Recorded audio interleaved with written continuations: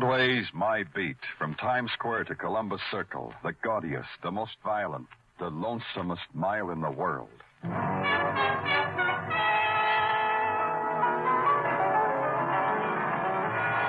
Broadway's My Beat, with Larry Thor as Detective Danny Clover.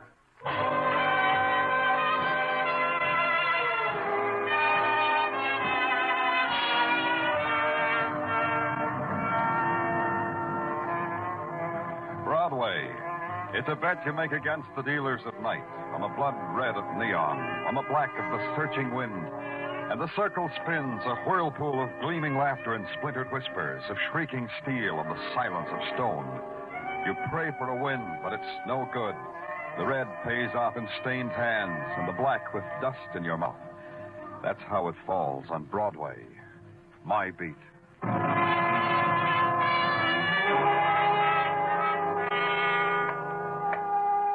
At 4 o'clock in the morning, Broadway is still.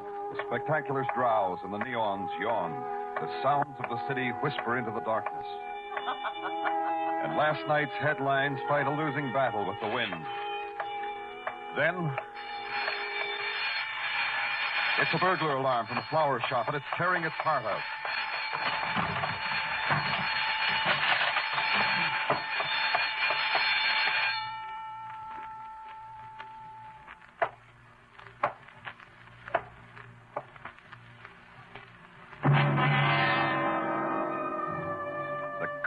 Winking light of the florist's sign found her face, then lost it in the shadows, then found it again. She sat primly in a wicker chair through which garlands of camellias and shining green leaves had been woven. Her hand had been pricked by the thorn of a rose she held. And when the light found her eyes again, they were mocking and sly. Hey, what goes on here, huh? Oh, hi, Danny. What makes? I heard a burglar alarm. Someone tripped it on their way out the back door. Oh, and left this dame here to heist rose petals? Patrolman Meshikoff, do something for me. Sure, Danny. Want me to book her? Call homicide. Tell them there's been a murder. Why,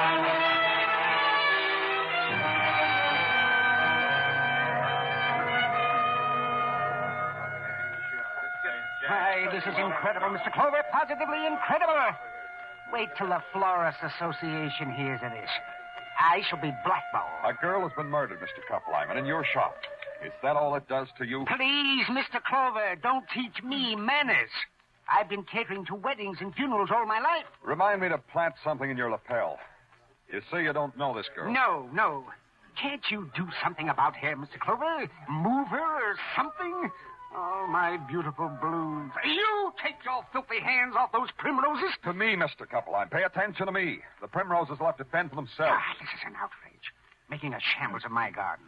All because you can't solve a stinking murder of some burglar of a girl. Don't press me, Kuppelheim. I could forget it says in the book I'm a gentleman. I know nothing about this, Mr. Clover. Why don't you inquisition my clerk? He closed the shop. He was here all evening. I've never trusted him, never. Nice boss you got, huh, Mr. Austin? The feeling mutual? There is mistrust and fright and kindness in all of us, Mr. Clover. Has it not been written in the book? Yeah. What time did you close the shop, Mr. Austin? At 11. I always close it for Mr. Kuppelheim at 11. And this girl, we've found her to be a Miss Joan Gale of the Dunhill Apartments. Does that mean anything to you? Nothing, I'm afraid. If she were a customer, I'd know it. I wait on people and deliver, and I have a good memory, Mr. Clover. This lady was never in our shop. Why should someone bring her here to kill her? Oh, that's a wonderful question, Mr. Clover. I wonder you hadn't thought of it before. May I go home now? It hurts me to say this, but no. Your primroses will need you.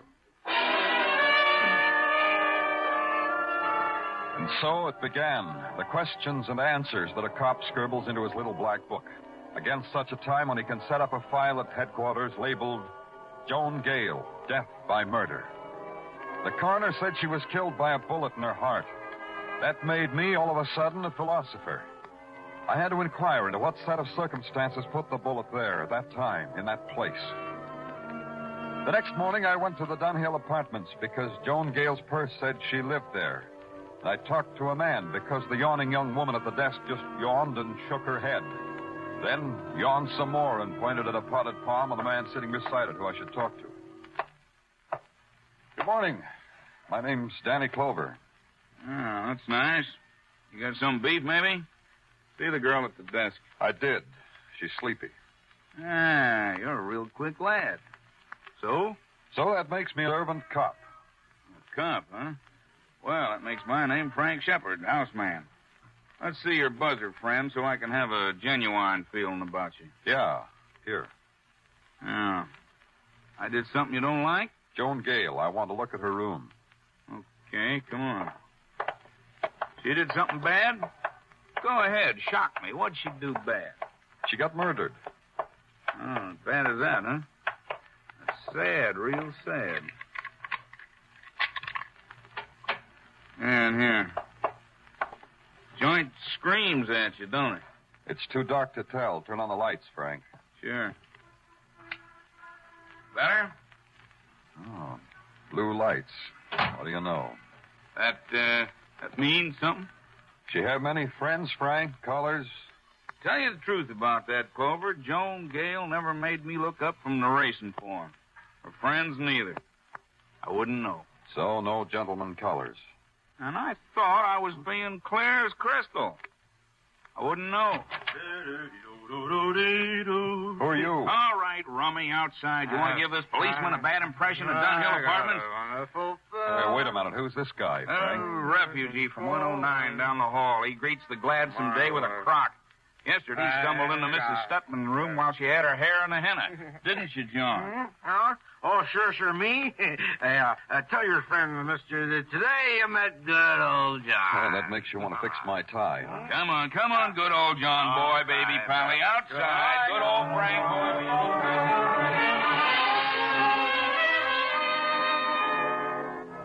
I watched old Frank boy push his Pally on his face into Pally's home in 109. Then Frank boy came back and was the model of a house dick with the economy-size helping hand. We searched Joan Gale's apartment, found a lot of things. Things that pieced together the life of Joan Gale by night and by day. Things that made Frank boy all happy inside. But there was nothing that added up to her dying in a bed of cut flowers. Back at headquarters, there were more fragments, more scraps of a woman's life. Sergeant Tartaglia offered them to me. This is Joan Gale, Danny. She had a slight record in Scranton, PA. For disturbances of the peace, for questioning, for, you know, Danny. Yeah, the alibis of Koppelheim and his clerk, Roy Austin. You had them checked? Oh, yeah, Danny, sure. It's just like this Mr. Koppelheim and Mr. Austin told you. Koppelheim was in the sack. The clerk, Roy Austin, closed up Koppelheim's flower shop at 11 o'clock. Went home. To the knowledge of his landlord, did not leave the premises till you rousted him out of bed to question him at said Koppelheim's flower shop. How do you figure, Tartaglia? You know, I'm glad you asked me, Danny, because I got a theory. Now, the way I picture this whole crime... Oh, pardon me. Surely, Danny. Go right ahead. Thank you. Danny Clover speaking. They told me you were handling the Joan Gale murder, Mr. Clover. I believe I can help you with it. Who is this? Mrs. Amelia Ripley. 1219 Smedley Place. In Forest Hills, Mr. Clover. I can expect you immediately? Yes. Thank you, Mr. Clover. Now, as I was saying, Danny, my theory... Keep it on ice, Tartaglia. I'll come back for it.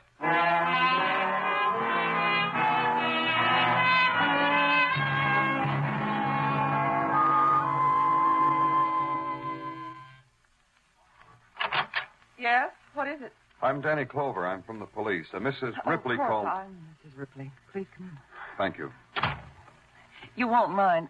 Well, that is, I hope you won't mind if we sit in the kitchen and talk. Not at all. This way. You see, it's the maid's day off, and I'm cooking. A hollandaise sauce on the stove, batter in the mixmaster. Oh, looks about done. It's the sauce that needs attention. Sit here, Mr. Clover. Thanks. You said something about Joan Gale, Mrs. Ripley. I never saw her in my life, Mr. Clover. But I knew her. I don't understand. Have a cup of coffee, Mr. Clover. I knew her because my husband knew her. Oh, I see. Of course you don't see. My husband sees her, then comes home to me. He comes home and strokes my hair and calls me wonderful names that I thought he'd forgotten.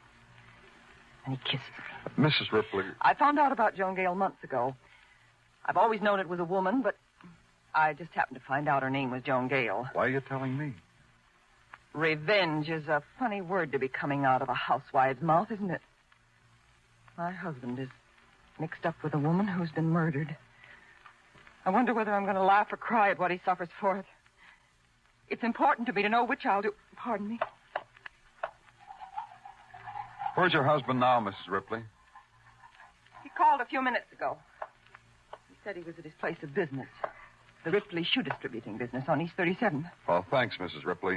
I'll talk to him. Well, I'll show you to the door. I think I'm glad I talked to you, Mr. Clover. Oh, you did the right thing. Is this your husband, this picture on the bookcase? Yes, that's John. Good old John, he likes to call himself. Why, Mr. Clover? Does he drink? Why do you ask? Oh, but no, he doesn't drink. I'll say that for him. He doesn't touch a drop. Mm-hmm. Miss Clover, it looks bad for John, doesn't it?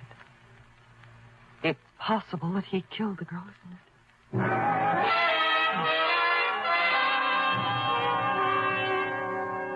It not only was possible, from where I stood, it looked like a sure thing.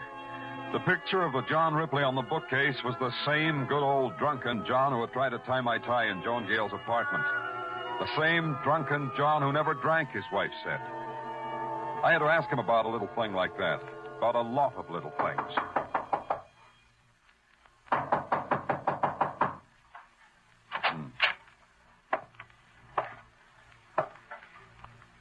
Ripley? Ripley?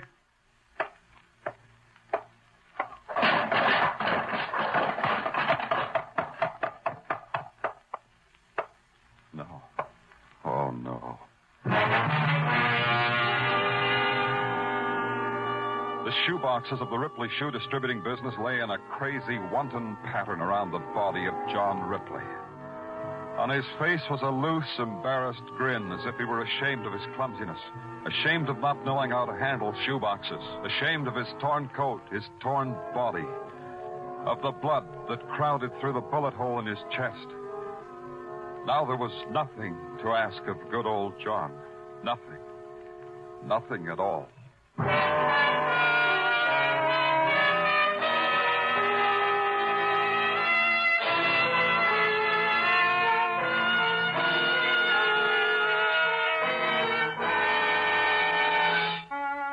Listening to Broadway's My Beat, starring Larry Thor as Detective Danny Clover.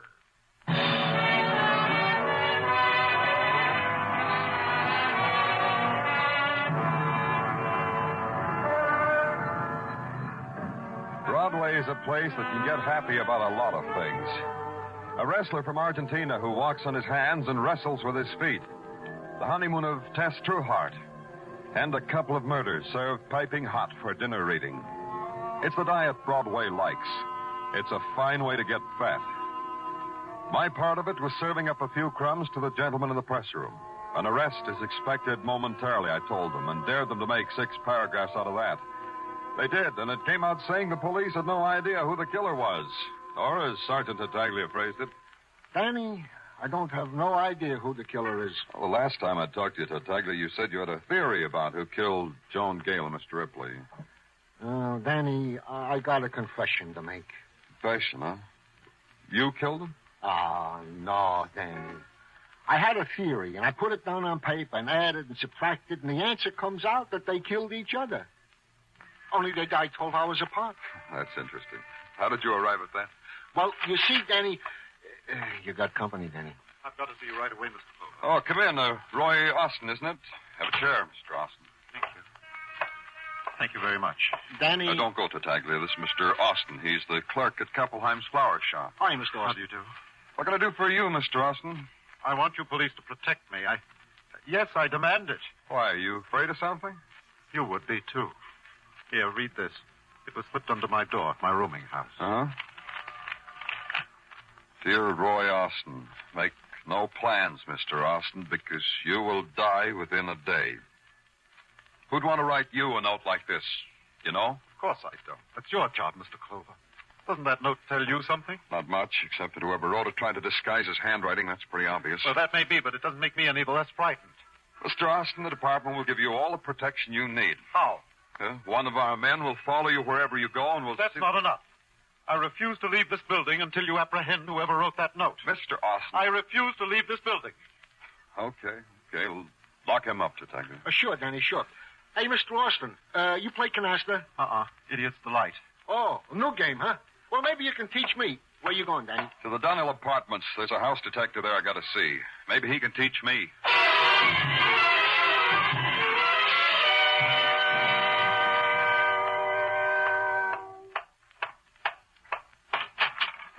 What's the idea of busting in, comrade? For this, you can get your face slapped, comrade. Turn around, Frank. I've got a complaint. I said turn your merry-go-round chair around. The man with the buzzer. No offense, Clover. It's just I don't like things sneaking up behind my back. Complaint? Yeah, big complaint. You. I'm a cooperative kind of louse, Clover, but not that cooperative. Explain it to me first. First, tell me how Mrs. Shepard's little boy has been naughty. Maybe you ought to stand up when I talk to you, Frank. My words won't have so far to go. Sure. Anything you say, Mr. Clover. See, I'm standing. You gonna wrap my knuckles with a ruler, teacher? That little play you staged with John Ripley. 4-star, Frank. I liked it. Yeah, it was real sincere. Good old John. Play act's a fine drunk. On cue, too. You don't say. And all the time I thought good old John was crocked to the ears. He wasn't drunk, huh? Why did you throw him the cue, Frank, boy? You've been working too hard, Detective. Why did you do that, Frank, boy? Why did you tell Ripley I was a cop before he needed to know? Why did you tell him to act drunk so it could look like a big, boozy mistake, his coming into Joan Gale's apartment?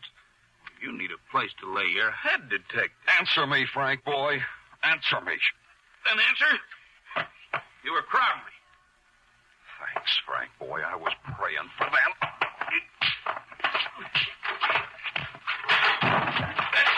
That's enough. You didn't ask me my question, Frank. You saw a chance for blackmail, didn't you? Big, fat blackmail. I told you Joan Gale had been murdered. You knew John Ripley was her boy, so you arranged the act. Did he pay off before he was murdered, Frank, because you were so nice to him? Ripley murdered? News to you, Frank? Cross my heart, hope to die. I didn't know about it. Had nothing to do with it. What you had to do with Frank. Tell me about that. It was like you say. Ripley was slipping me a little gratuity all along because he didn't want nobody to know about the Gale thing. When she was killed, the price went up for gratuities. That's all. Did you get it? Yeah, from his wife. He didn't have it with him that night you was here. He called his wife. She paid me off, took him home. Don't tease me, Frank, boy. No, I swear it on a stack. She took him home. The last time I saw Ripley, his wife was scratching his eyes out, and he was crying. On my honor, Danny. Yeah. Get up off the floor, Frank. I want you to look nice for the boys at headquarters.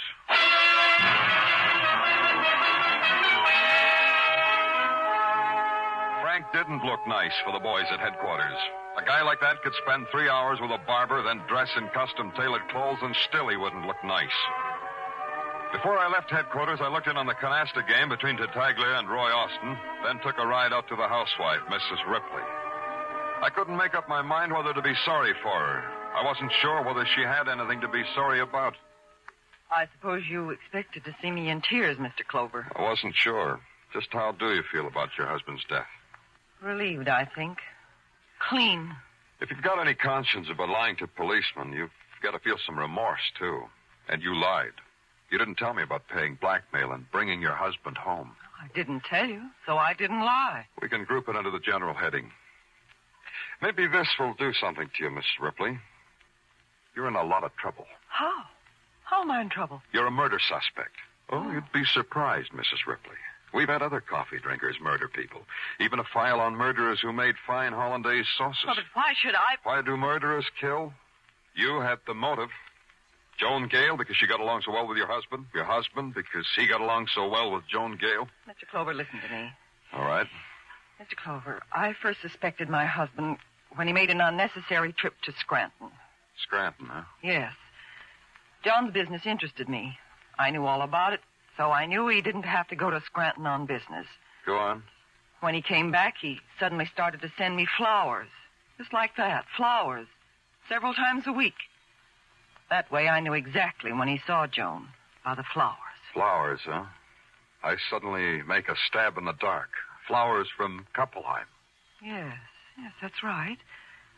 Then, when my husband was in trouble at the hotel, I went there and did what you said I did. Simply because once I married John. You did that, then? I brought him home. He told me everything that happened between Joan Gale and himself. Everything. Uh-huh. Then he left. Then I called you. I called you because there was the matter of my self-respect. You're telling me you didn't shoot either one? I didn't. There's a grocery store in the corner, Mrs. Ripley. You can go that far so you can get your coffee. I'm going where there's flowers. There might be an unfilled order there. Maybe you'll get some.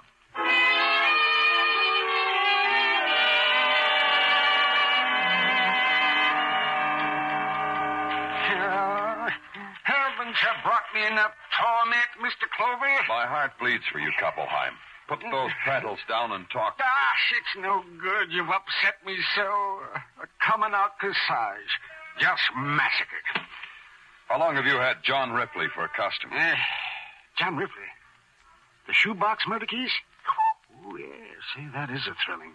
How long was he your customer? And he began coming in about the time that clerk of mine started working for me. Roy Austin? Yeah. Oh, they got along famously, those two, always whispering about something or other. Then Mr. Ripley would place a very big order. I didn't really mind their whispering behind my back. When did Roy Austin come to work for you?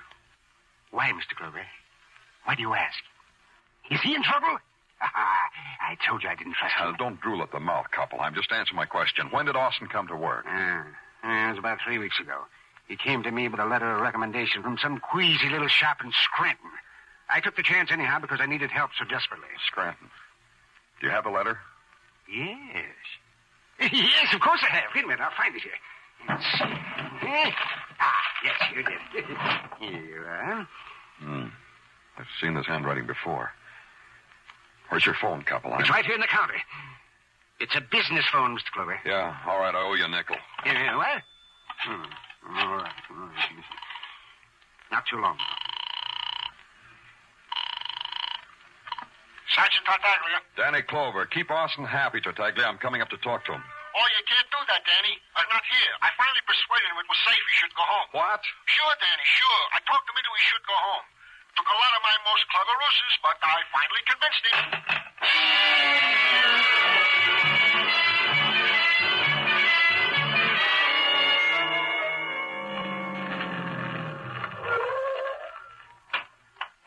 Well, as soon as you call headquarters, Danny, what's up? Maybe a guy who asked protection of the police, Muggavan, just to throw the police off balance. Huh? Maybe a killer.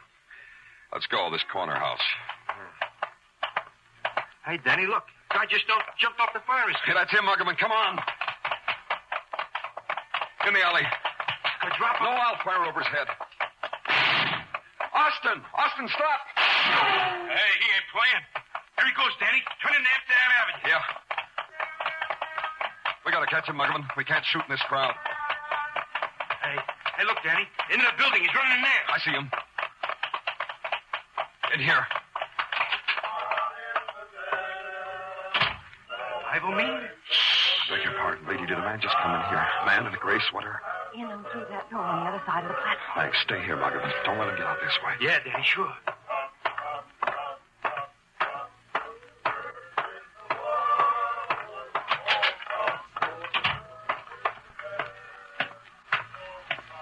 Austin! I'm up here, Mr. Clover. Somewhere here in the darkness. Think you can find me before I kill you?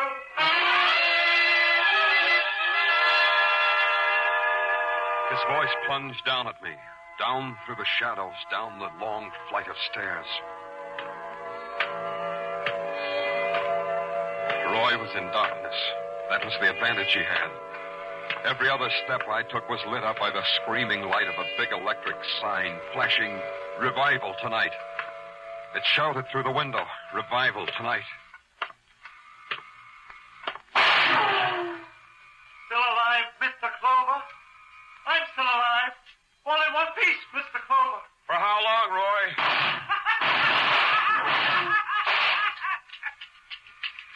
What's the matter, Mr. Clover? Out of bullet.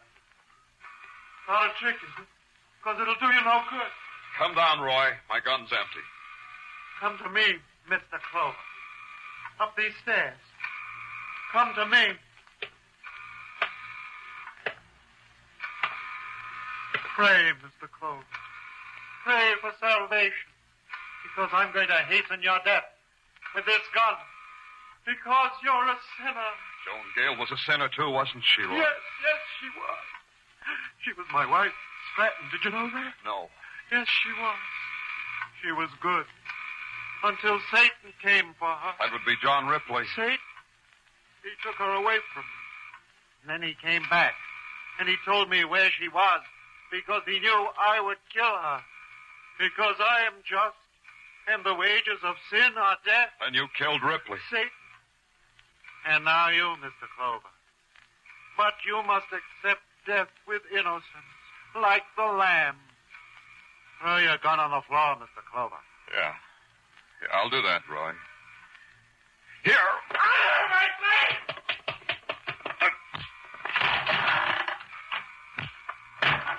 Roy!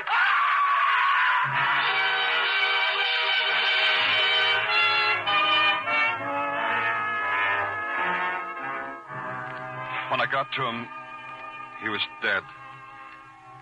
His body lay crumpled and broken at the bottom of the stairwell. On his face, the last drop of ecstasy.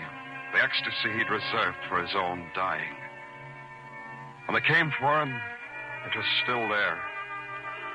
But frozen now, different now. Like some leering mask of evil.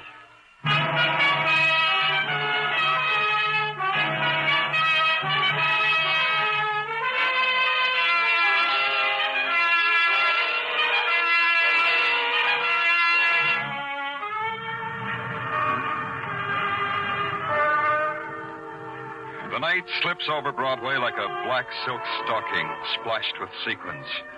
And Broadway is as flashy as a showgirl on an after-theater date. But it'll be daytime in a few hours, and Broadway will wear a sleazy house dress and stand on street corners, screaming. Day or night, it wears any face you look for. It's Broadway, my beat.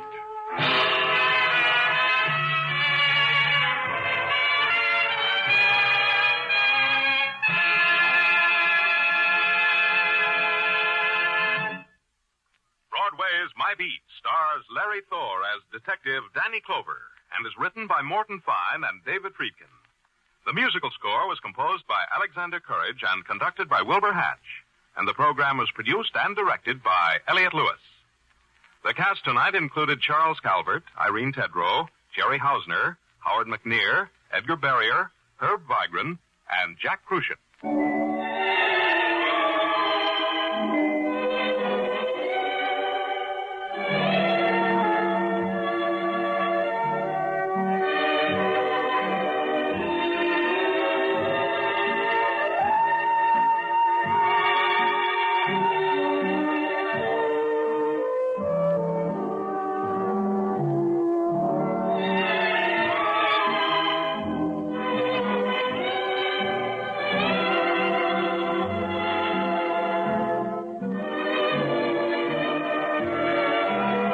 This is the United States Armed Forces Radio and Television Service.